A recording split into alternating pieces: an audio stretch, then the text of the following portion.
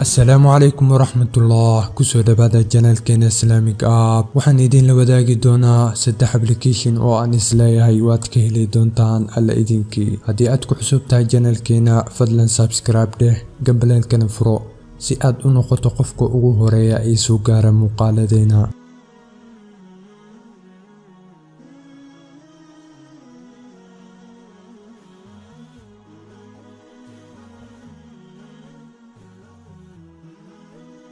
إلا أيو meeqo ayay kugu qaadatay qoraalka aad saaxiibka la wadaagaysay ilaa aad ku celcelisay qoraalkaasi.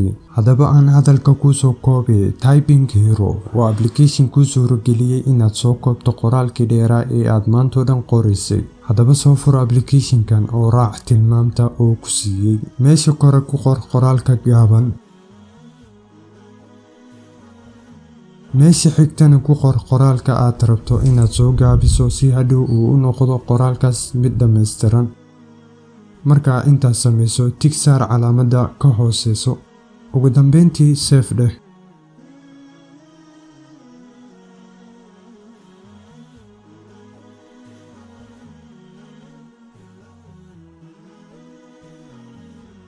ku qoro note adigoo isticmaalayo any application ama adigoo joogo home si fudud. application-kan ayaa kuu fududeeyay in aad si fudud u qoran karto note. soo furo application-kan oo raac tilmaamta oo ku siinayo. kadib taawo enable.